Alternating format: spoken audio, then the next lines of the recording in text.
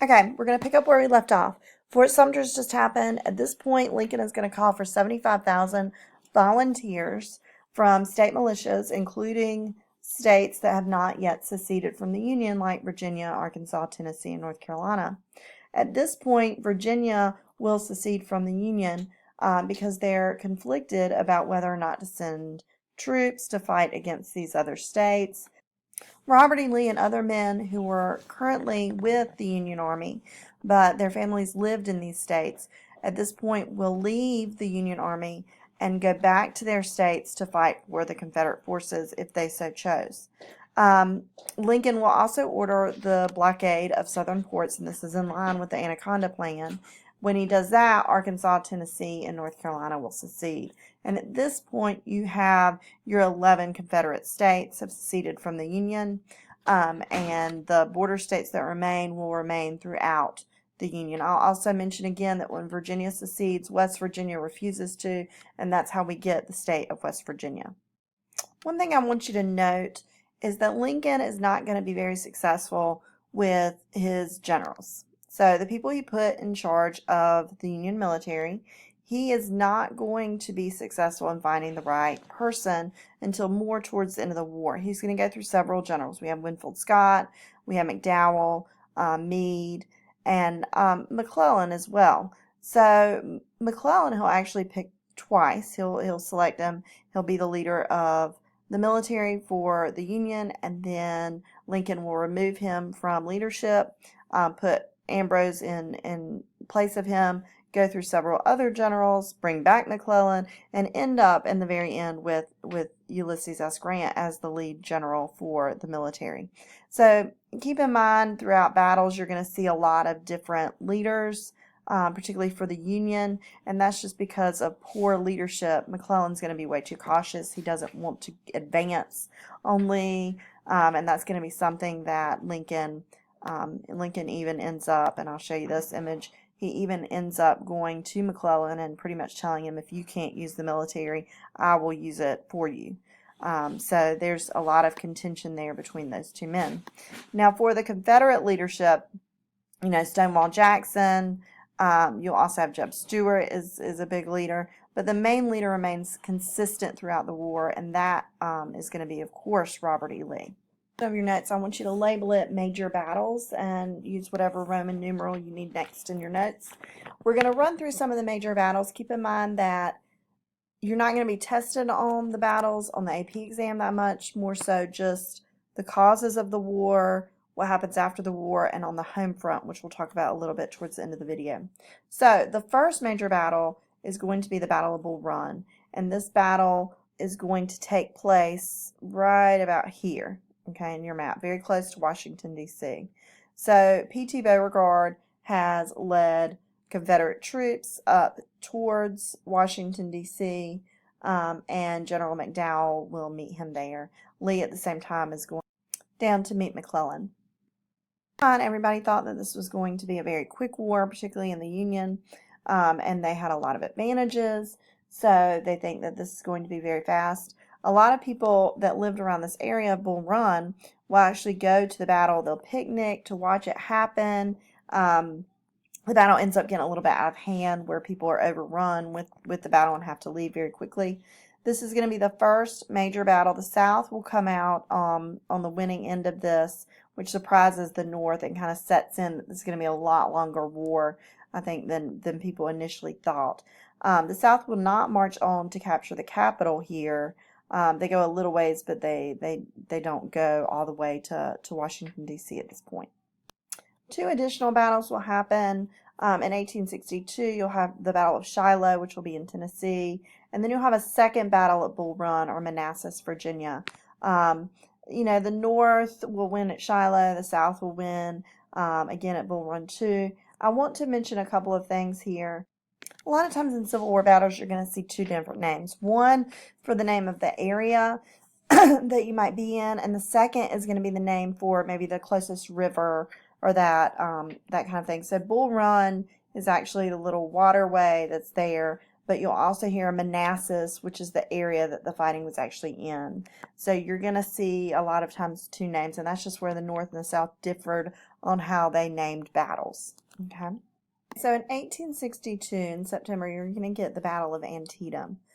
This is the bloodiest single day of the Civil War. You'll have bloodier battles, like Gettysburg is a 3-day battle, and that's a much bloodier battle. More people will be killed in the overall of Gettysburg across the 3 days. But here in Antietam, in this one day, you're going to have 23,000 casualties, and that's going to be the largest at that point. As you can see, this is an image by Matthew Brady, who's the famous Civil War photographer, and he goes to many of these battle sites and takes pictures after the battle is over. But, you know, it was a horrendous battle here. With the Battle of Antietam, you have Lee versus McClellan, Lee being the Southern general, McClellan being the Union general. And it ends up in a draw. The South is the first to retreat the battlefield, so it will be seen as a Northern victory as far as the Union is concerned, but in the end, there wasn't a winner of the battle. It was just the South left the field first. There's really two major significances of this battle. It is going to be a turning point battle in the sense of two things. Number one, at this point, the South is not going to get assistance from Europe. They're not seeing, number one, the need for assisting the South because cotton's not there, and number two, the Battle of Antietam is just, it's the final straw with that. The second major reason it's a turning point, or number two, is that at this point, Lincoln was looking for a win at some point that he could initiate the Emancipation Proclamation. So you're starting to see the shift for Lincoln from allowing slavery either to exist holistically or not exist at all within the United States in order for this war to be over, to the point that he feels slavery can no longer exist in the Union for the Union to survive. So after Antietam is where you start to get eventually the Emancipation Proclamation. I do want to mention with the Emancipation Proclamation that it technically only freed the slaves in Confederate states. Now, Lincoln did not have control over Confederate states, so the Emancipation Proclamation itself did not free any slaves initially. It's only as Union soldiers are coming into Confederate areas a little bit later on that slaves will be freed at that point, and only in Confederate areas. In Union-controlled areas, like the border states, for example, slaves will not be freed, because if Lincoln did that, the border states at that point would be more likely to secede from the Union and leave. And also in northern states where people did own slaves or were slave holders at that point, they were not asked to give up their slaves because slavery was not going to be abolished in the North at that point. It's only after the 13th Amendment happens that you'll see slavery completely abolished within the nation. And this is just a map of emancipation in 1863.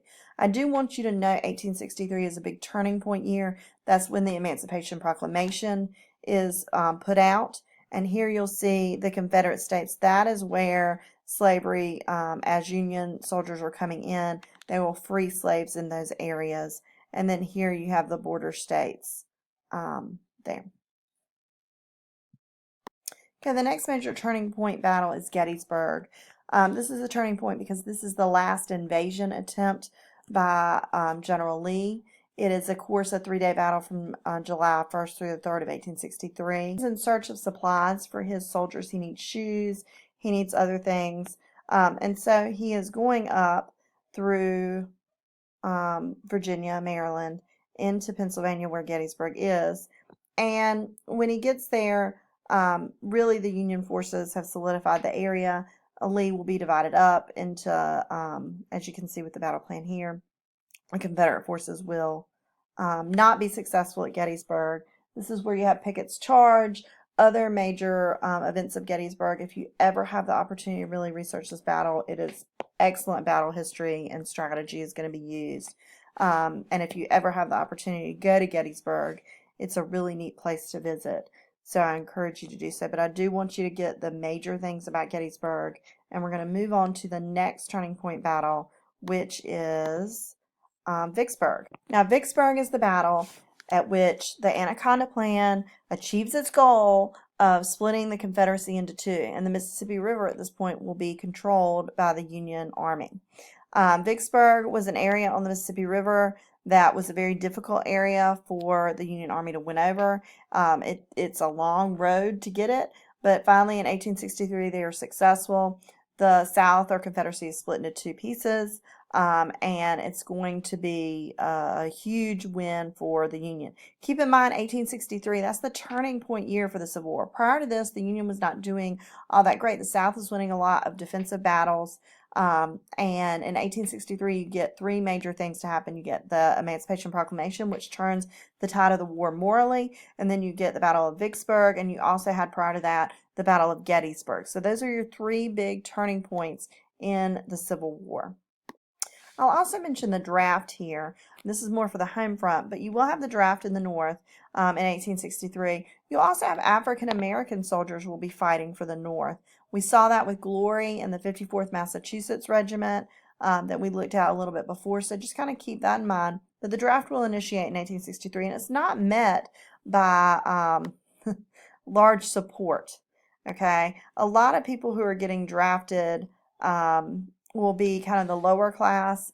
Just as in the South with the draft, people are able to buy their way out. If you've ever heard the term a rich man's war but a poor man's fight, here in the South you had, of course, the slaveholding population is advocating for war, and in the end, they're not the people that are always going to fight. You know, it's easier to buy your way out. You could spend $300 or so and then send somebody else in your stead. So the same thing is happening in the North to a certain extent. And you'll end up, we talked about recruiting of Irish immigrants coming into New York City or Boston.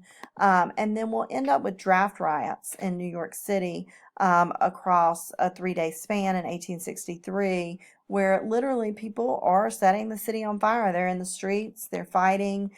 People are beaten in the streets. It's a horrible situation for New York City. So you will get draft riots there, and the draft is not popular in the South either.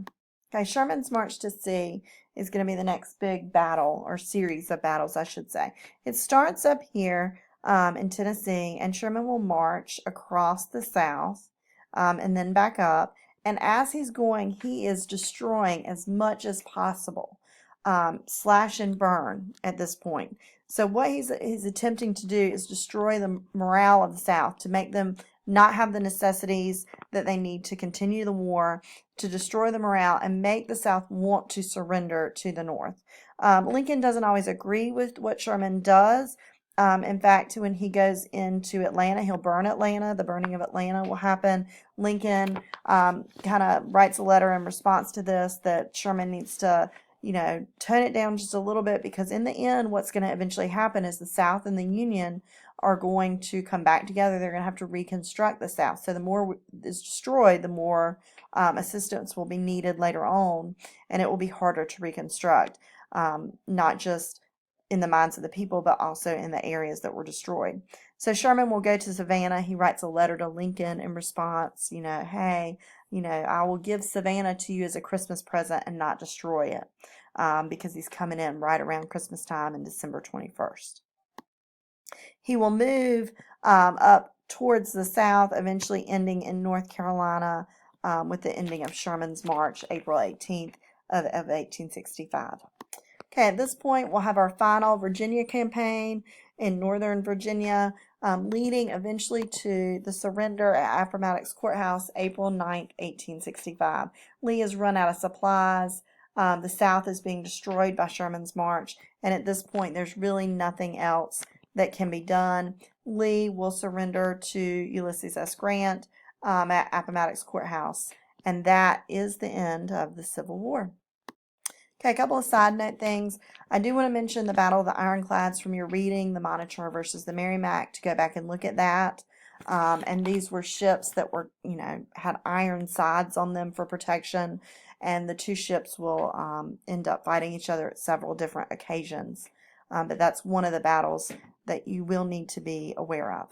And then lastly, I want to talk about the peace movement in the North. You'll have a group called the Copperheads, and they're advocating for peace. Clement Van Landingham will be the leader of that group, and a very anti-Lincoln group as well. And the election of 1864, General McClellan, George McClellan,